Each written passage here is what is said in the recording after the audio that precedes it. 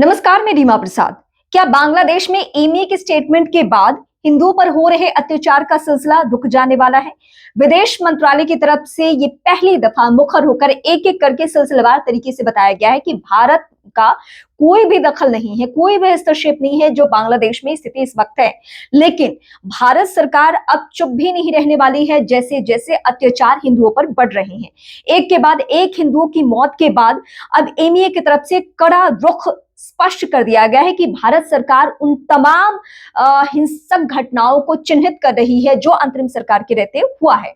अब इसमें एक दो नहीं बल्कि 2900 घटनाएं, वो भी अल्पसंख्यकों के प्रति, उसमें खासकर हिंदुओं पर सबसे ज्यादा अत्याचार हुए हैं।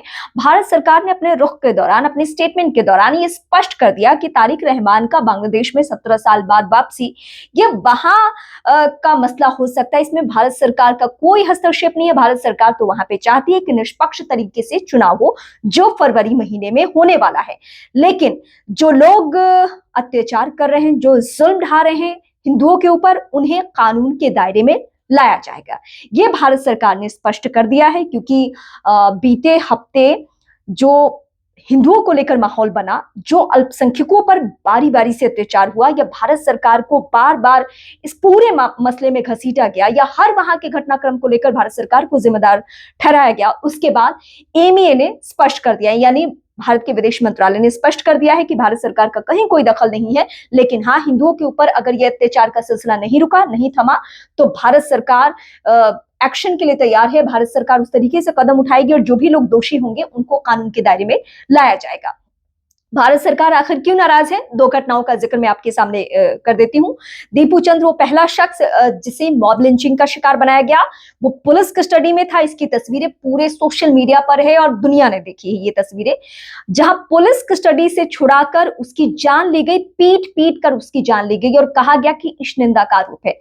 लेकिन जो इंटरनल रिपोर्ट्स हैं और जो वहां की पुलिसिंग है बांग्लादेश की, उसके तरफ से स्पष्ट कर दिया गया है कि कहीं भी किसी भी तरीके से कोई हस्तक्षेप नहीं था, कोई सोशल मीडिया सबूत नहीं है दीपू के खिलाफ जिसके जरिए इस निंदा का मामला बनता हो या उसके आरोप में उसकी जान गई हो। उसके ठीक 7 दिन बाद एक और घटना होती है। अमृत मंडल के नाम से एक शख्स है, उसकी जान जाती है। अब उसके पीछे ये कहा जा रहा है कि पहले वो भारत में जाकर भागकर छिप रहा था और अब वो भारत से बांग्लादेश लौट आया है और वो उगाही का काम कर रहा था, वो कुछ लोगों को परेशान कर रहा था और इसलिए उसको भी भीड़ ने पीट पीट कर मार डाला।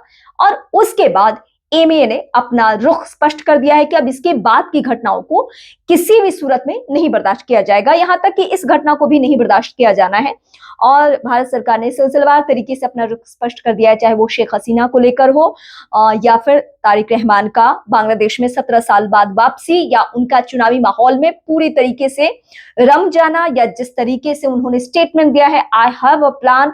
उसके बाद ये स्पष्ट है कि वो किसी भी सूरत में मौजूदा यूनुस सरकार के खिलाफ जा सकते हैं, किसी भी हद तक जा सकते हैं और वो कोशिश करेंगे कि वहां की वो प्रधानमंत्री बने। लेकिन इस बीच भारत सरकार हिंदुओं के खिलाफ हो रहे अत्याचार को लेकर अब अलर्ट है। 2900 घटनाओं को लेकर सरकार पहले से भी अपना कड़ा रुख रखी हुई है और अब भी अगर यह अत्याचार नहीं बंद हुआ तो भारत सरकार के पास प्लान है, जैसा कि अपने पड़ोसी मुल्कों को लेकर रहा है। फिलहाल इस सिलसिले में एमए के स्टेटमेंट को लेकर, विदेश मंत्रालय के स्टेटमेंट को लेकर आपके जहन में कोई सवाल है तो आप मुझे कमेंट करके बता सकते हैं, क्योंकि बांग्लादेश में हिंदुओं के खिलाफ जो अत्याचार हो रहे हैं उसको लेकर बहुत कम लोग आवाज उठा रहे हैं। ये हम सबकी, चाहे हम भारत में रह रहे हों या किसी और देश में रह रहे हों, हम हिंदू हो या हिंदू ना हो, ये मानवता के ऊपर भी अत्याचार है। आप उस एंगल से भी आवाज उठा सकते हैं, मुझे कमेंट करके बता सकते हैं कि आखिर ये घटनाएं कब रुकेंगी और किस तरीके से इस पे आवाज उठनी चाहिए, और कुछ लोग अगर चुप हैं तो आखिर क्यों चुप है, आप मुझे कमेंट करके जरूर बताइए। फिलहाल इस वीडियो को देखने के लिए बहुत शुक्रिया। आप मेरे नए दर्शक हैं तो इस चैनल को जरूर सब्सक्राइब करिए और इसके साथ फेसबुक, इंस्टा, ट्विटर पर मेरे साथ जुड़े रहिए।